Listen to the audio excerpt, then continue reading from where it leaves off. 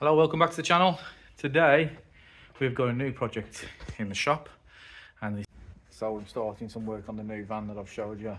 There's replaced the bongo, and we've just checked the oil because we're going to go on a bit of a trek in it, and we've decided to check the oil, and what we found that the oil is well over and looks quite thin, and it also stinks of petrol. So what I think has happened is, because when I checked it when I bought it, it wasn't like that.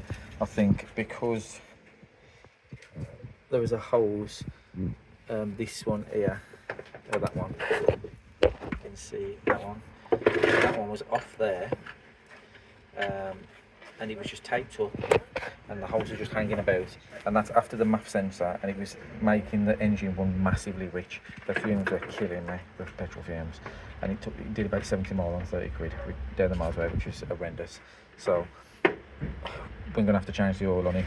I've put that pipe back, so that should hopefully, well, I think it has solved the rich running problem, because now it's running super smooth and it's doing what it should be doing. It's oiling nice, it's running smooth, it's not using as much fuel. But I think the jaunt, the 70 miles we come home, has filled the sump with petrol, which is not great for the engine. So what we're going to do is empty it out. Josh is doing it now, he's got a tray underneath, and he's going to undo the sump plug, if you can get to. Watch this be the wrong one. Is it? You might have to crack the sump plug off and just loosen it before you put that pot under. Josh, you are going to do it and then put the pot under after. We're just going to let that out anyway, and we're going to do the oil. I thought, while we're doing the oil, I've just put an air filter in it. There is the old one, which ain't that bad. I mean, the van's only done 40,000 miles. That's the old one. We just topped the coolant up. We found a split in that pipe there as well, which we've taped for now, because we're going to get hold of that one of them pipes before we go tomorrow. And we're going to cable tie that on, and that's just the one that goes in the bottom of the airbox. So comes out the airbox into the engine, so it won't affect the running. It'll just not give you super clean air that it's been filtered. So we've taped that up, and now we're going to do the spark plugs as well. And one thing I forgot was an oil filter, so I might go and get an oil filter at some point, and I need to do that before we put the oil back in now. So we'll see about that anyway. We'll get these spark plugs out and we'll go from. And we're letting the oil out there. Do you want me to get your rag? No, it's fine. I'm hoping there's no more than 5 litres in there, because that's all we're putting it into. So there might be a bit more in there because of the petrol that's in there, but let's hope we don't overflow that, because Josh has left. Right, we're just taking this third spark plug out now. I think these, I mean, like I say, the van's done 40,000 miles, so it hasn't done a lot of miles, but it did have a head gasket issue, which we've seen from the mayonnaise that was inside that pipe, and the head gasket was done. But I don't think they changed the spark plugs and things like that, because to keep the price down, apparently the dealer did it to keep the price down. They wouldn't have changed all that sort of stuff, so he's doing it now.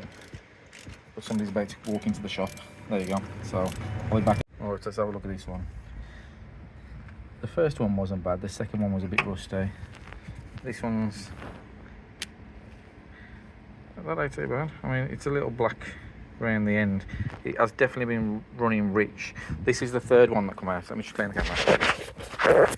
This one was the hardest one to get out, as you can see. Pretty rusty in there.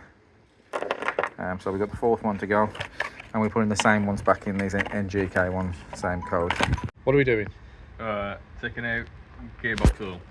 Yeah, so we're going to change the gearbox oil. We had a bit of trouble locating the filler, and then we found online on a helpful forum that right down there, if you can light it up, Josh, right down that hole, I don't know if you can see that white, yeah, look, that white little thing there, which is the reverse switch, and there's a little switch that goes on top of it. You pull that off, and then that down there gives a touch.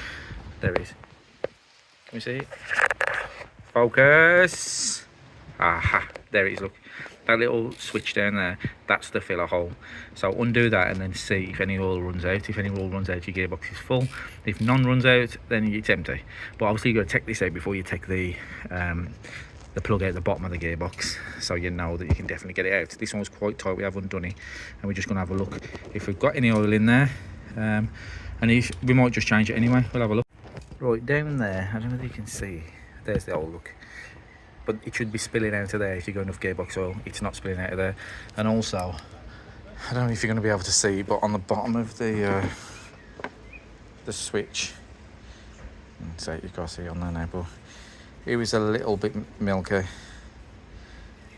So I've got a feeling there's a bit of water ingress into the oil in the gearbox. So we've just sent the lady who fetches things out for the oil.